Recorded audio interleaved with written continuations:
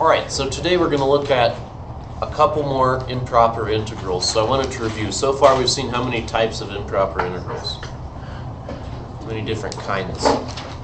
Two, yes. What are the two different kinds that we've seen so far?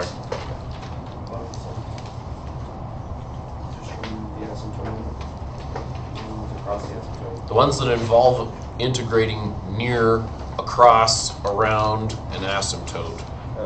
And the ones, they don't even have to have an asymptote, but integrals that are going all the way, if we want to look at the area, all the way to infinity or all the way both ways or something like that. Ones that involve infinite limits of integration, okay? And sometimes they, you guys were saying, end up converging down to something finite, which is crazy, but this is the first time we're working with that concept. And sometimes, of course, more likely it's going to be more intuitive that they diverge off to infinity, okay? So we're going to see lots of convergent and divergent phenomena in the next 2 units. All right, so this one is an improper integral. One reason is obvious. We want to find the area between 0 and all the way out to infinity. So that's one reason it's an improper integral. I think there's 2 reasons on this one. To see the other reason, I think we need to consider the graph. So let's look at the graph. And on the AP exam, usually they're not too sneaky. Usually there'll be some indication that an integral is improper, but you always want to be careful and think about, am I trying to integrate across an asymptote or up to the edge of an asymptote? This time, do we maybe have an asymptote coming in? Before even looking at the graph, you always want to get in the instinct of thinking, is there going to be a domain problem?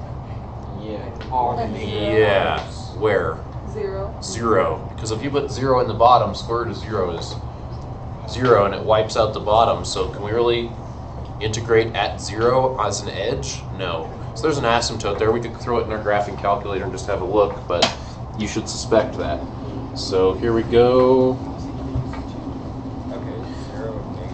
1 over the square root of x times x plus 1. There's what that looks like. Let's zoom in a little bit. You guys can clearly see that there's an asymptote at x equals 0, yeah? So we can't just ignore that. That's a reason for concern. So this is a doubly improper integral for 2 different reasons. It's got an asymptote that we're integrating up to the edge of, and then we're going to go from that asymptote and find the area all the way under this curve out to infinity. And there's also like a hole. What else? Oh, I was just saying there'd be a hole at -1. Yeah, if we were trying to integrate near or across -1, that'd be a bad idea. We'd have to integrate up to it on one side and then on the other side. But yeah, but it doesn't exist for any negative number because of the square root part, which we guys saw on the graph, right? There was no negative values. There was no negative domain of this function. So good, very good. All right, so we're going to split it somewhere convenient. You don't have to split it anywhere particular. But we do need to split it into 2 integrals in order to take care of that asymptote issue. So we're going to integrate from, and I'm just going to stick my limits in here right away, just to kind of get this guy going. So let's say the limit as a approaches 0 from the right. We did ones just like that, right? And we're going to say the integral from on the left will have a, right? And then we can just pick a convenient spot to cut it. 1, 2, 3, 1. Just say 1. And then we've got the integral.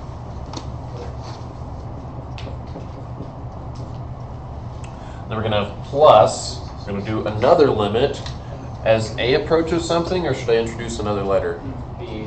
We have a different reason here, right? So different letter. B is going to be approaching what? Infinity. Nice.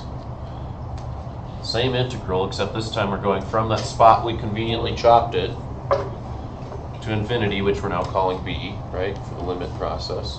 Same integral. So it's not like we need to do this integral twice. We just need to figure out what this integral is and then stick it in and worry about our limits at the end. But you can have doubly improper integrals come up. It's certainly possible. So, how do we do this integral? This is a weird one, kind of.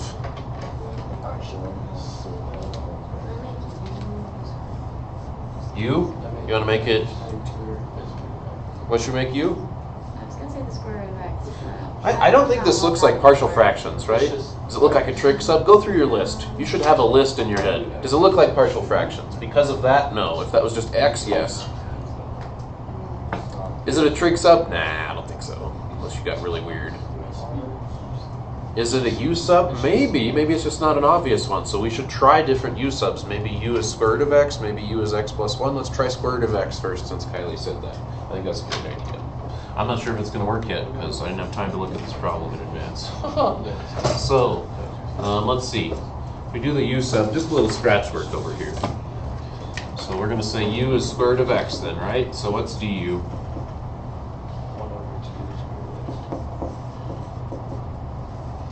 What's another way to write that then? Because I don't see 2 square roots of x in here, so I'm doubting we're going to do it that way. X to the 1, negative 1. Yeah, but this is good. Key sub. Yeah? Let's see if that helps. I don't know. I mean, maybe it will, maybe it won't. So on top, then we're going to have, ooh, I should have dx here, right? We could just make it du on top, and then the bottom could be, like, you could do 2 du on top, and then the bottom could be u squared plus 1.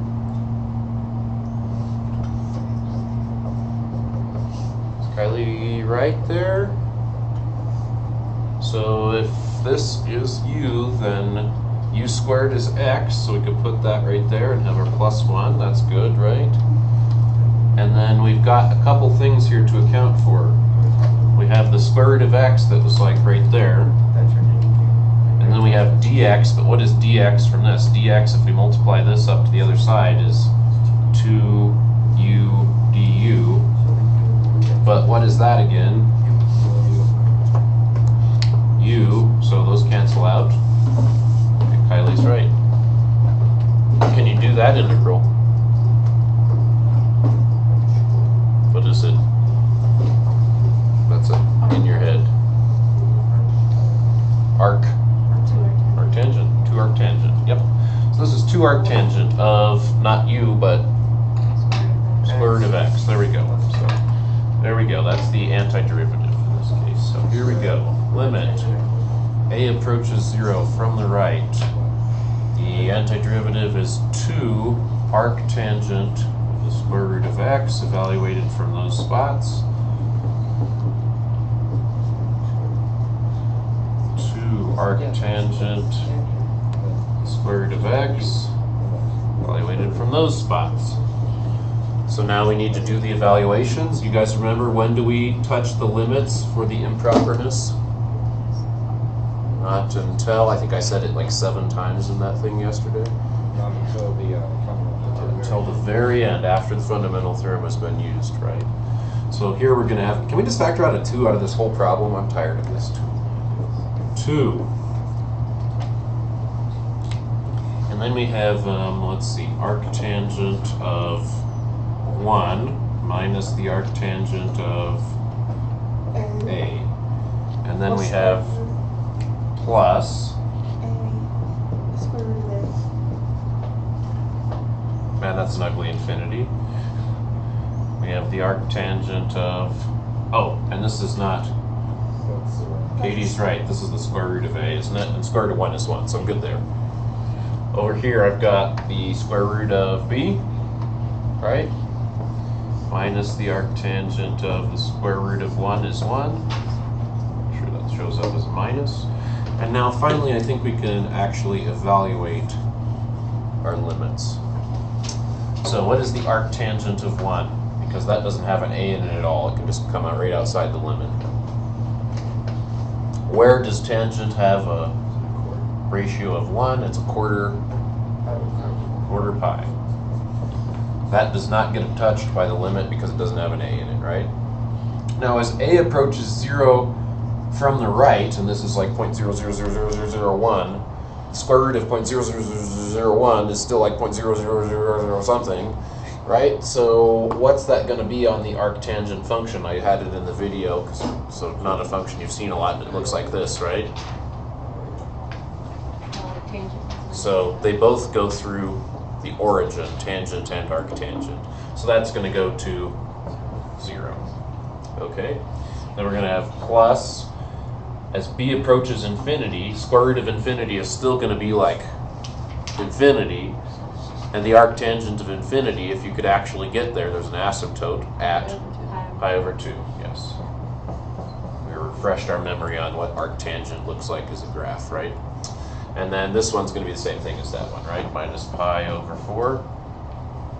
So we collect our like terms and we're done.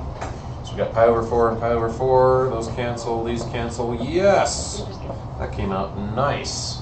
So this area is actually equal to pi. This integral, crazily enough, even though it goes up to an asymptote here, and then we've got all the way out to infinity, it converges down to a finite value. Crazy. This is really kind of a little bit hard to wrap your head around. I've got a couple great videos from that Ted Ed did that show this. As soon as we get to them in chapter 9, I'll show them to you. Arrows that will like never get you. Yeah, exactly. Yeah, you've seen that from philosophy. Yeah. There's a couple different nice, easy to see demonstrations where you're like, oh, it must be finite because there's no choice, there's no room. I'll show you another time. Let's look at another problem. So we're going to use calculus on this next problem, and I think it involves an improper integral, to actually prove that the circumference of this circle is what? 6 pi. 6 pi. Why is it 6 pi? Because the radius is 3. Radius is 3. 2 pi r. 2 pi r gives you 6 pi. Except you've been trusting 2 pi r for an awfully long time, and it's never been proven to you. Okay, so I think one of the ways to do that, one of the easier ways actually, is to apply an improper integral.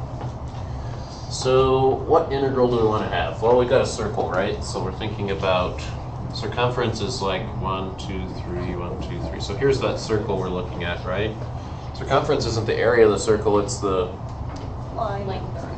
It's the length around. I love that word that you chose, Kylie, because this is what kind of calculus problem?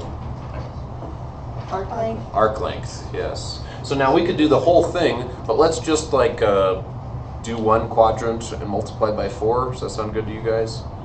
So should we just look at this piece? We could look at any of the pieces, but I think we'll just do that piece. So let's set this up as an arc length problem. So should we go dx? I think so. So what are the x values we're integrating between here then? 0 and 3, right? 0 to 3. How did the arc length go again? Square root. 1 minus 1 plus plus. dy dx quantity squared. So we need to find dy dx. Ooh, that's an implicit problem. I like it. Good review. So 2x plus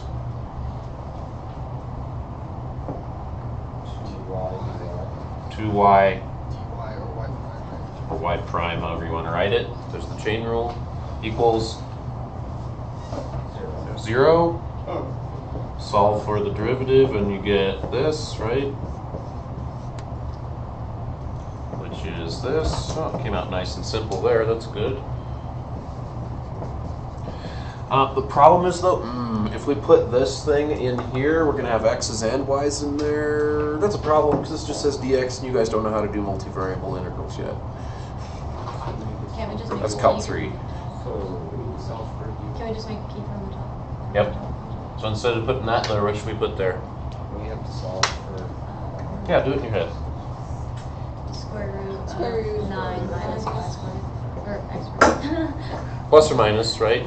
But we're at the plus. Because the plus is this part, right? The top part. Okay, so that's what needs to go in here, except not just that, squared. So we need to go and need some space here. How about x squared on top? Oh, the squared's going to cancel that out kind of nicely. That's good. Right? Oh, yeah, because it's square. Okay. And now we just need to try to do this integral. Let's see. I think it's going to happen without too much trouble. We usually do a common denominator, right? So we're going to have 9 minus x squared plus x squared. Ooh, canceling. I like it. Over 9 minus x squared. Is that right? So that cancels out. Hopefully this one's going to come out nice. That's just 9. That's just 9 minus x squared. Ooh, that's nice. That's just 3. That's just the square root of 9 minus x squared. You can't cancel that out without, like completing the square or doing something fancy. But looking at that problem, so we know how to do that integral. It should ring some bells. It's an arc sine integral. Very good. So how do we do it with arc sine? Well, first I pull this guy out front. Then I pull out a 3 on the bottom, right? Because we want to pull out a square root of 9 inside, so that it looks like this.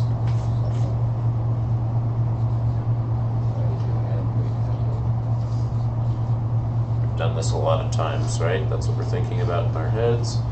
So then this square comes out as another 3. Those will cancel out. That's nice.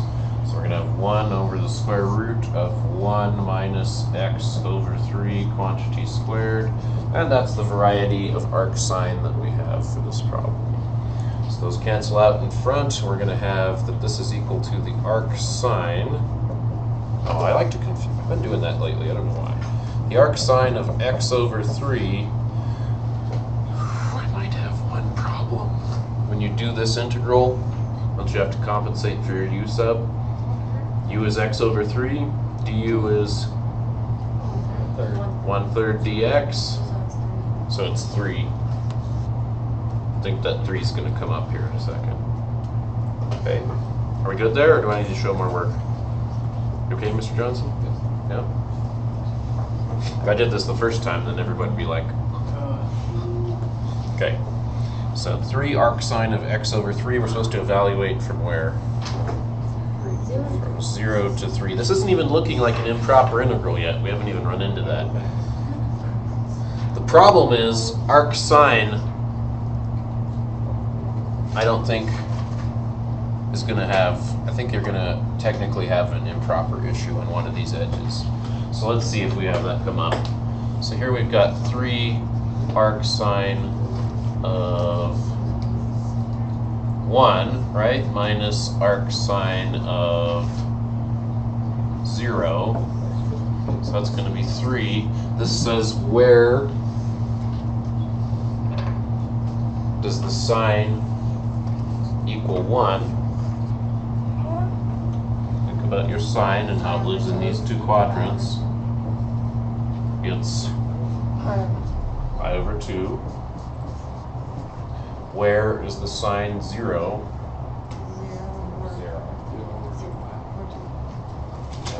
0. I'm not getting 6 pi though. You have to multiply by 4. Oh, yeah, I forgot. Nice. Anna said, but you have to multiply this by 4, because this is just this piece, right? I almost forgot. So that's 12 over 2, which is 6 pi, yes. Okay, so I didn't really see an improper integral come up. We kind of got away with that one coming up. I think there is one kind of here, though. So if we think about just integrating this guy from 0 to 3, I think one of those edges is actually an asymptote. We'd have to kind of look at what the arc sine looks like. Let's just review what it looks like. We don't have to remember what it looks like. Let's just put it in our calculator. Notice it didn't really matter on this problem. So let's just throw this in our calculator real quick. Make sure I'm in radian mode. So I was thinking we were going to run into an improper one. Radian mode, there we go. Arc sine of x over 3. Zoom trig. So you can clearly see that, the arc sine and the arc cosine functions don't have an infinite domain. So it looks like we're good at 0, right? So the 0 spot's not the iffy part, it's the 3. 1, 2. There's nothing over here. Now if the graph was graphing it correctly, I think it would have this guy going up to exactly have an asymptote there. So that's the issue since that limit ends up being finite, it really didn't have a problem, but sometimes it might be infinite. So tomorrow what we're going to do is we're going to do one more problem where we look at infinite arc lengths versus infinite surfaces, and we're going to see a famous thing from back in the day called Torricelli's trumpet, which is an infinite trumpet shape. I think one of two things is true. Either its volume is infinite or its surface area is infinite. But only one of those two things is infinite, even though it's an infinite trumpet shape. Only one of those is infinite. So it's a neat puzzle problem. So we'll look at that next time.